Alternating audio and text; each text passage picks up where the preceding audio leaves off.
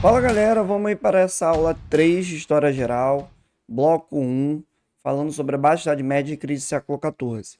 Eu ainda estou pensando, mas acredito que vou dividir essa aula em 4 blocos, eu não tenho certeza. E aí vocês vão acompanhando que eu vou lançando as aulas.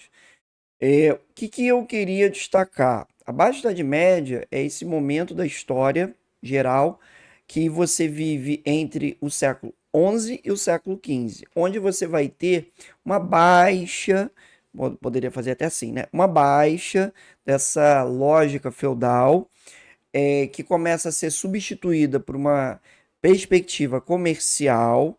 Você começa a sair da dependência da espada para olhar o recurso, para olhar a moeda, a retomada da prática comercial, a retomada das atividades de trabalho com a remuneração, a decadência da servidão. Então você começa a alimentar pontos que vão enfraquecer o sistema feudal. Até pensar que eu tenho os primeiros sinais de processo de centralização já na Baixa Idade Média. A gente poderia falar, por exemplo, Portugal, com a Revolução de Avis no século XIV.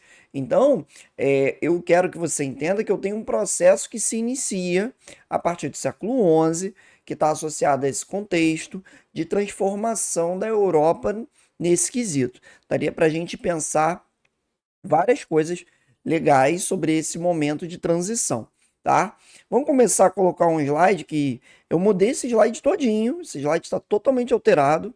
Eu estava até pensando aqui que nesse slide eu preciso também colocar o advento das universidades, então eu vou fazer também a extensão da política, da lógica educacional na Idade Média, as universidades que muitas delas surgiram a partir de mosteiros e que depois você, na Baixa Idade Média, foi abrindo espaço para a entrada da burguesia, para a entrada de pessoas fora da lógica eclesiástica. Então, favorecendo assim a constituição de um espaço de saber que vai ser interessante até para se reconectar com textos antigos, para você poder fazer um trabalho de leitura da cultura clássica que vai estimular, por exemplo, o Renascimento, né? O Trecento, o Quatrocento e Quintocento.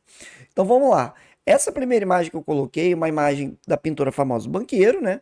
O banqueiro, não bancário. Bancário é o cara que trabalha. O banqueiro, o dono do banco, ele surge na Baixa Idade Média, ele simboliza esse surgimento de uma nova classe social que é a burguesia, é aquela galera que vive nos burgos. Eu vou falar melhor sobre esse renascimento comercial, sobre esses burgos, eu vou melhorar bem esse slide, né? Vou ter um aspecto de renascimento urbano e comercial para tratar disso num dos blocos, se não me engano, no bloco 3. E você tem uma prática bancária, um banqueiro, que é símbolo dessa Baixa Idade Média, de você buscar o lucro, de você vender o excedente, de você começar a ver uma realidade feudal que está se transformando, porque está vendo um aumento populacional, está vendo o arrefecimento das invasões bárbaras, de hordas que atacavam e que não estão mais atacando, está vendo o fortalecimento de cidades muradas, de cidades que estão sendo reocupadas por conta de uma população que cresceu muito, teve um excedente populacional significativo e importante na Baixa Idade Média, e é interessante você pensar que o surgimento dessa classe vai também trazer o estímulo para a centralização.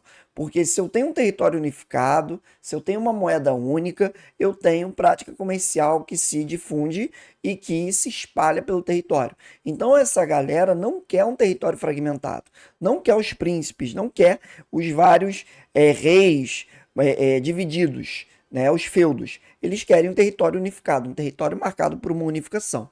Porque com essa unificação você consegue, obviamente, ter todo um aparato que vai incentivar um fluxo de comércio, que vai incentivar um fluxo de mercadorias, que vai estimular cada vez mais a prática comercial. Eu, comerciante, eu quero ter acesso a vários espaços sem ter ficar pagando imposto e entrando em feudo de cada príncipe, né? Então, muito importante você visualizar que a centralização ela é significativa. Gente, é muito legal. Tive aqui um estalo maluco, que é o seguinte, passou aqui na minha cabeça, nessa cabeça de lâmpada, aproveitando a interrupção que eu tive aqui, tive que fazer um pequeno corte. Vou botar no make-off lá no Instagram. Que lá no século XIX, quando você fala de unificação alemã, você tem uma galera ligada à Segunda Revolução Industrial, uma galera ligada aos industriais prussianos, que querem criar uma zona econômica unificada, a Zollverein, para formar um mercado único para difundir, vender mais, crescer volume de comércio. Então, olha como é que a ideia de centralização para os comerciantes ela é interessante. E eu estou falando de um processo do século XIII e XIV, estou falando de um processo do século XIX, que mantém essa lógica de, pô, peraí, se eu tiver vários territórios fragmentados, eu vou ter que ficar negociando a passagem em cada um deles. Mas se eu tenho uma única bandeira, pô, para o comerciante é maravilhoso, porque ele faz o trânsito a partir desse todo território e vai vendendo, porque tecido, né, roupa, a cidade X, a cidade Y, a cidade Z, a cidade Alfa, a cidade Bravo, elas compram roupas, os moradores precisam de roupas. Então, você tendo um território unificado favorece, facilita isso. Então, muito legal pensar que dá para a gente conectar com vários momentos da história. A gente já comentou um pouco sobre isso. Aqui tem uma cavalaria magiar. Eu vou até colocar agora, tá aparecendo uma cena do Age of Empires. Vou interromper aí para você conhecer um pouco dos magiares, que são guerreiros itinerantes, guerreiros seminômades e que atacavam a Europa, saqueando, destruindo, massacrando lá no leste. E aí essa galera, ela causou furor no leste europeu, facilitou, favoreceu a fragmentação, e quando isso dá uma enfraquecida, você também tem a série Vikings, né? Você tem os árabes no Mediterrâneo, isso permite o quê? Permite você dar uma tranquilizada. Então vai lá, tá aparecendo agora uma cena da campanha com os magiares. Na Europa, sinos dobravam, enquanto gritos e o cheiro de madeira queimada preenchiam o ar. Todos conhecem o terror dos vikings e suas temíveis embarcações, mas aqueles que vivem nos campos enfrentam outro pesadelo. Cavaleiros magiares atacam o centro da Europa, invadindo, saqueando e matando sem distinção. Esses pagãos nômades vieram do leste, de onde foram expulsos por seus vizinhos agressivos. Agora eles chegaram à Europa e seus ataques rápidos aterrorizam o povo local. Os governantes europeus não têm forças para deter esses saqueadores montados e ágeis. Invasões, porém, não podem sustentar as tribos magiares para sempre, e eles estão prontos para se assentar. Patrulheiros encontraram um local adequado ao sul, vastos campos de pastagens na bacia Cárpata, semelhantes às estepes do lar ancestral dos magiares. Apenas os morários, búlgaros e francos do leste estavam em seu caminho. Se os magiares os derrotassem, as tribos teriam novamente uma terra para chamar de sua.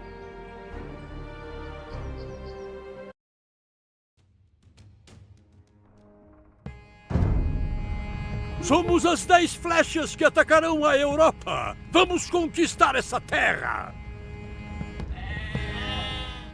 E aí, voltando, a gente visualiza que esses grupos geravam problema. Quando esses grupos começam a enfraquecer, a essas iniciativas esfriarem de vez, aí, parceiro, você consegue ter uma retomada de práticas comerciais, você começa a ver, por exemplo, um crescimento populacional, então você começa a ver também uma reocupação de cidades e centros urbanos. Isso é legal, isso é maneiro. Então, você não está tendo mais aquela violência constante, e aí você começa a voltar a ter uma economia que começa a reutilizar a moeda, claro, a subsistência ainda é a maioria, mas você começa a ver comerciantes tendo um fluxo maior, né? E com isso também, a queda, o fim dessas invasões bárbaras, mais associado a uma melhora nas condições de vida, vai fazer com que a população vai crescer. Eu já vou dar um pulinho, que é o seguinte, olha as colunas, em ano 1000, é até difícil falar no 1000, pensei, 1100, não, ano 1000, eu tenho 22 milhões de pessoas na Europa, né? E no ano 1300, eu tenho mais do que o dobro. Então, é claro, hoje, para o planeta, se a população dobrar, não vai ter lugar para ficar. Então, a gente tem hoje 6 indo para 7 bilhões. Mas é interessante você ver, num período de 300 anos, você mais que dobrar a população, porque você tem uma melhora nas condições de vida, está associado a mais alimentos, está associado a um crescimento da população no sentido geral. Então, é legal você ver que essa população está crescendo, que essa população está ampliando, né? E isso também se torna um problema, porque vamos lá, eu tenho um feudo, Sir Anderson, e o meu feudo tem capacidade para alimentar 120 pessoas, 130, 150. E aí bateu população servil 200. Já está faltando comida. Então esse descompasso, ele começa a incomodar os senhores feudais. E aí você começa a ter o quê? Ter a expulsão de alguns servos. Servos que vão ser marginalizados, vão ficar à margem. Ó, tu tá sobrando, à margem. Olha que interessante, né? Os termos, os conceitos. Você fala marginalização social. O que é marginalizar socialmente? Colocar de fora. Ó, tu tá fora, tu tá à margem da nossa estrutura. Por quê? Porque tu sobrou, porque tu é feio, porque tu é grande demais, porque tu é bonito demais, porque tu come demais, porque você não tem mais espaço aqui, negão.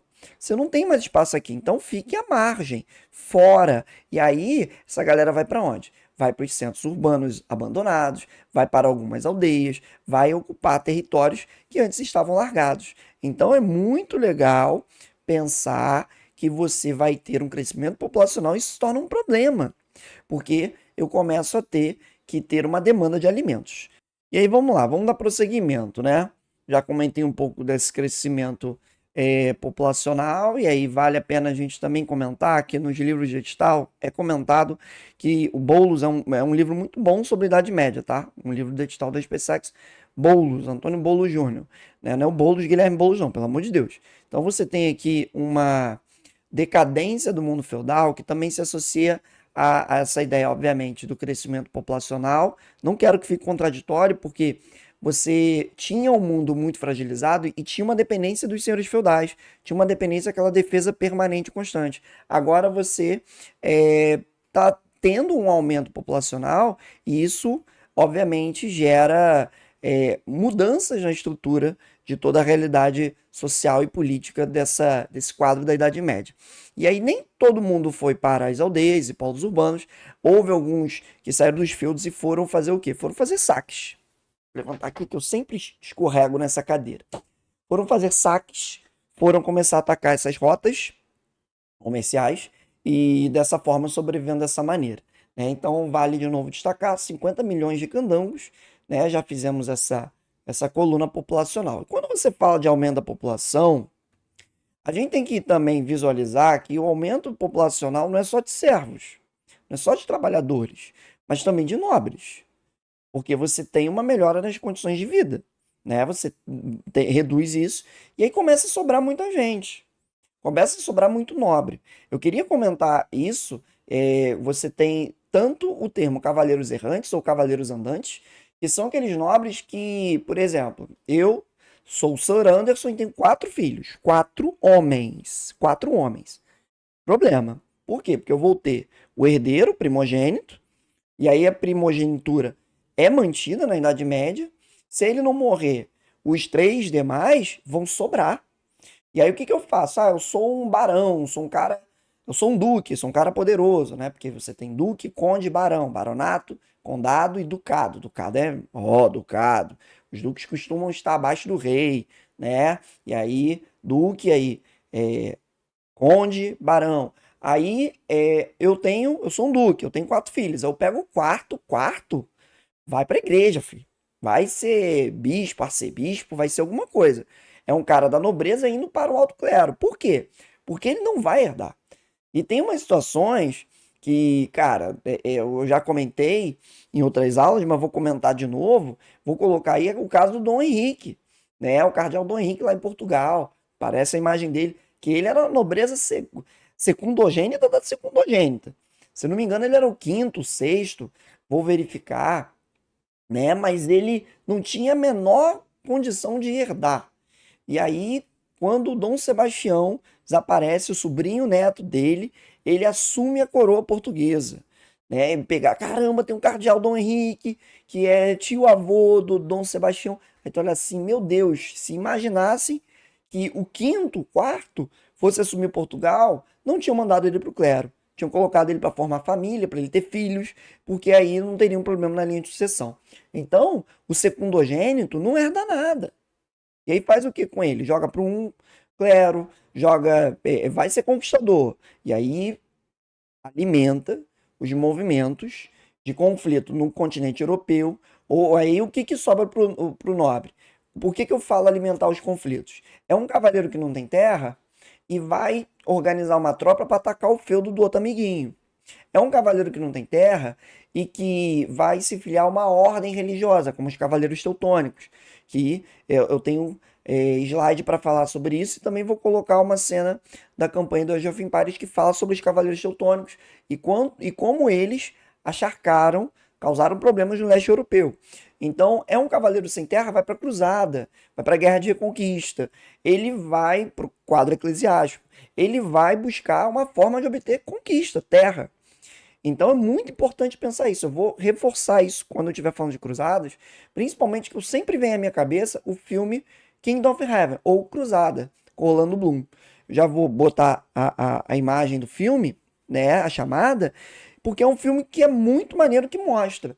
No final do filme, já estragando, o personagem do Orlando Bloom, o Balian, ele fala o seguinte: o discurso religioso foi utilizado para trazer homens, mas na verdade o interesse eram terras, eram recursos. Então, assim, muitos desses caras, em nome de Jesus, vamos lá, conquistar o túmulo de Cristo. E aí, qual é o papo? Não, eu quero a terra do sarraceno, do árabe, do muçulmano. Então, eu quero a terra desses povos. E aí, essa galera, esses cavaleiros secundogênitos, é que vão formar tropa, é que vão tentar buscar essas conquistas. Beleza? Assim, é bem maneiro você observar esse cavaleiro secundogênito, que o cara entra numa ordem, como eu falei, que o cara tenta ali ganhar um espaço de algum jeito. Porque ele tem sangue de nobre, mas não tem terra. É o nobre sem terra, é o cavaleiro andante. E aí vamos lá. É óbvio que esse aumento populacional demanda, e tem livro que fala assim, que é tanto causa quanto consequência. Por exemplo, a galera que assiste aula comigo vai lembrar que eu começava falando sobre a melhoria da técnica agrícola. Mas também é importante a gente destacar que quando você tem um aumento do consumo de alimentos, quando você tem um aumento da demanda, você se coça para melhorar a tecnologia na produção alimentícia. Então você tem aqui um campo que é o seguinte: olhar a produção de alimentos, ela precisa ser modernizada porque a população está crescendo. E aí você começa a trazer inovações. Uma inovação até que um dos livros do edital comenta, que é o Vicentino, que é bem legal.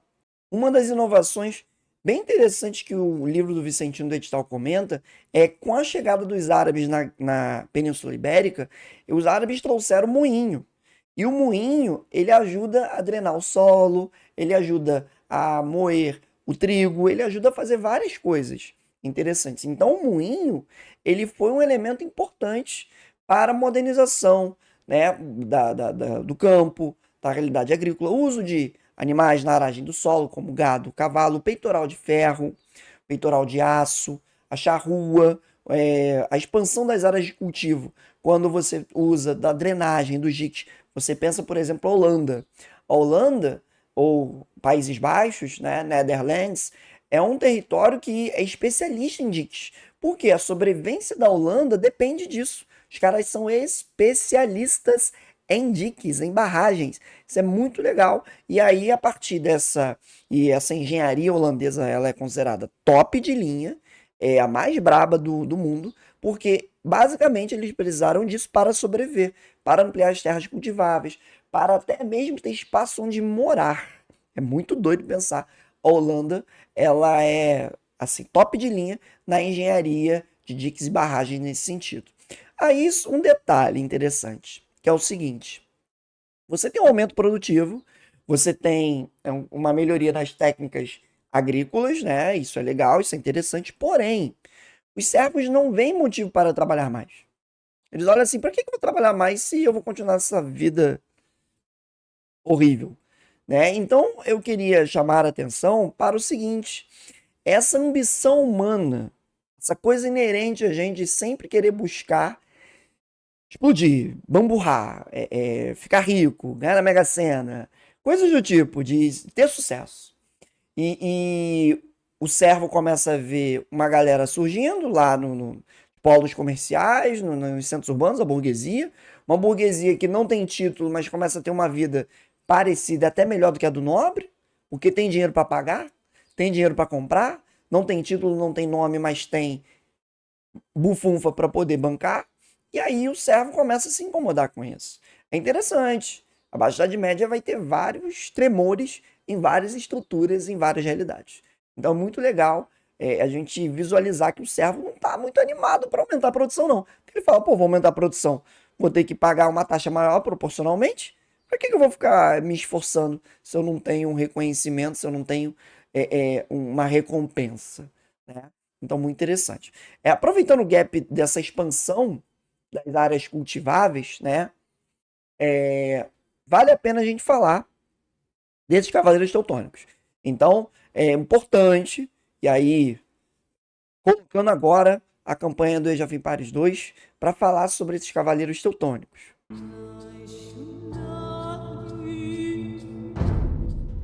A Ordem Teutônica se originou nas Cruzadas da Terra Santa, mas agora sua missão era cristianizar os pagãos da Europa Oriental ou morrer tentando. Na maior parte do tempo, entretanto, eram os pagãos que morriam. Após um século na região, a sinceridade da missão original dos cavaleiros quase havia sido esquecida. Esses supostos cruzados agora competiam por terra e poder e chamavam isso de vontade de Deus. Foi por isso que se aliaram a Vitautas. Eles lhes prometeram as terras da Samogícia, o lar de alguns dos últimos pagãos da Europa.